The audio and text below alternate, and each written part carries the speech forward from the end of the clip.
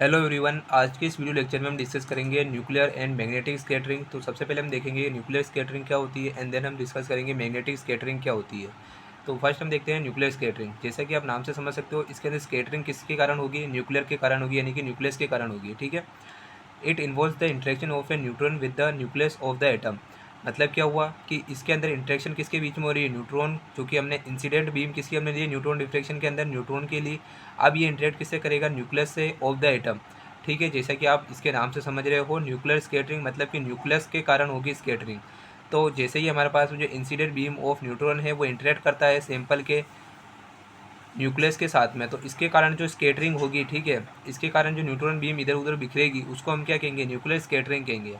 और जो nuclear scattering होती है वो क्या होती है? आइसोटोपिक होती है। इसका क्या मतलब हुआ कि जैसा कि हम जानते हैं हमारे पास में जो एटम होता है, ये एटम है, इसके अंदर एक न्यूक्लियस होता है और यहाँ पे इलेक्ट्रॉन होते हैं। न्यूक्लियस किससे बना होता है? प्रोटॉन प्लस न्यूट्रॉन से। ठीक है। अब हम बात करें आइसोटोप्स की। आइसोटोप्स क्या होते हैं? ऐसे हमारे पास में जो भी एटम्स होते हैं जिनके प्रोटोनों की नंबर सेम होती है, मतलब कि एटॉमिक नंबर जो होता है वो सेम होता है, लेकिन जो मास नंबर होता है यानी कि जो ए होता है वो क्या होता है? डिफरेंट होता है। ए क्या होता है हमारे पास में? ए होता है हमारे पास में प्रोटॉन प्लस न्यूट्रॉन। ठीक है। तो यहाँ से आप समझ सकते हो कि इसमें जो हमारे पास में मास नंबर है वो डिफरेंट होगी, तो इसके अंदर न्यूट्रॉन की संख्या जो होगी डिफरेंट होगी, क्योंकि प्रोटॉन तो क्या होते हैं? एटॉमिक नंबर होते हैं, वो तो सेम रहता है आइसोटोप्स का। तो इसके अगर न्यूट्रॉन की नंबर डिफरेंट होगी तो जो न्यूक्लियर स्कैटरिंग होगी वो भी क्या होगी? डिफरेंट होगी। तो इस तरह से हम क्या कर सकते हैं? आइसोटोप्स को भी क्या कर सकते हैं? डिटरमाइन कर सकते हैं। इसलिए जो ये स्कैटरिंग होती है उसको हम क्या कहते हैं? स्कैटरिंग को हम आइसोटोपिक भी कहते हैं। ठीक है। अब दूसरी चीज़ हम देखते हैं मैग्नेटिक स्कैटरिंग। तो जो दूसरा हमारे पास में फैक्टर है जो कि हमारे पास में न्यूट्रॉन डिफ्लेक्शन को कॉज करता है वो क्या होता है? मैग्नेटिक स्कैटरिंग होता है। इसके अंदर क्या होता है? It involves the interaction of magnetic movement of neutron with permanent magnetic movement of atoms और आयन। तो हमारे पास में जो एटम्स और आयन होते हैं उनके अंदर तो हमारे पास में क्या होता है? परमानेंट मैग्नेटिक मूवमेंट होता है। और ये किसके कारण होता है? एटम्स के अंदर इलेक्ट्रॉन होते हैं, आयन्स के अंदर भी क्या होते हैं? इलेक्ट्रॉन होते हैं। इनकी अरेंजमेंट के अकॉर्डिंग डिपेंड करता है कि इनका जो मैग्नेटिक जो मूवमेंट है या फिर इनका जो मैग्नेटिक नेचर है वो क्या होगा। ठीक है। अगर जो अरेंजमेंट होगी वो रेगुलरली होगी तो इसके अंदर जो हो सकता है वो फेरोमैग्नेटिक हो सकता है। ठीक है। एंड वो इस तरह से एंटी फेरोमैग्नेटिक भी हो सकता है। और अगर वो इरेगुलर है तो वो क्या हो सकता है? पैरामैग्नेटिक हो सकता है। तो इस तरह से जो है इनका जो मैग्नेटिक मूवमेंट है वो एटम्स और आयन का वो क्या होता है? इलेक्ट्रॉन्स के कारण होता है। और जो हमारे पास में न्यूट्रॉन है उसके अंदर क्या होती है? एसोसिएटेड स्पिन होती है, और उस स्पिन के कारण क्या होता है? उसके अंदर मैग्नेटिक मूवमेंट होता है। ठीक है। तो उसका जो न्यूट्रॉन है उसका मैग्नेटिक मूवमेंट अगर इंटरेक्ट करता है permanent magnetic movement of atoms और आयन, तो वो उसी इंटरेक्शन को हम क्या कहते हैं? मैग्नेटिक स्कैटरिंग कहते हैं। ठीक है। यहाँ पे यही चीज़ लिख रखी है कि although neutrons are uncharged but since neutron possesses a spin and associating magnetic movement, magnetic interaction between neutrons and atomic electron which is responsible for magnetic properties of material में बी एक्सपेक्टेड। तो यही चीज़ लिखी हुई है यहाँ पे। अब next यहाँ पे हम देखते हैं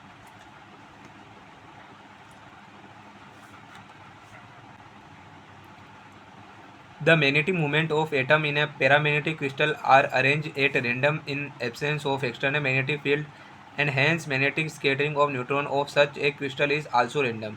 तो हम जानते हैं कि जो हमारे पास में पैरामैग्नेटिक क्रिस्टल्स होते हैं यानी कि जो अनुचुंबकीय क्रिस्टल्स होते हैं उनके अंदर जो इलेक्ट्रॉन्स होते हैं वो रेंडमली अरेंज होते हैं। ठीक है। तो उसके कारण क्या होता है? मैग्नेटिक मूवमेंट जो होता है वो भी क्या होता है? रेंडम होता है। ठीक है। जब हमारे पास में क्या होती है? एक्सटर्नल मैग्नेटिक फील्ड नहीं होता उसके अंदर, तो ऐसे क्रिस्टल के लिए जो हमारे पास में स्कैटरिंग और न्यूट्रॉन भी होगी वो भी क्या होगी? रैंडम होगी। तो इस तरह से अगर हमारे पास में स्कैटरिंग और न्यूट्रॉन रैंडम हो रही है तो उससे हम क्या पता लगा सकते हैं कि जो हमारे पास में मटेरियल है वो क्या होगा? पैरामैग्नेटिक होगा। ठीक है।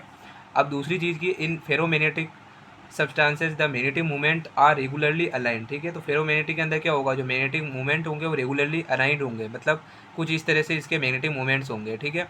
तो इस तरह में इसमें क्या होगा कि रेगुलरली अलाइंड है तो हमारे पास में रिजल्टेंट स्पिन होगी of adjacent atom are parallel even in the absence of external field.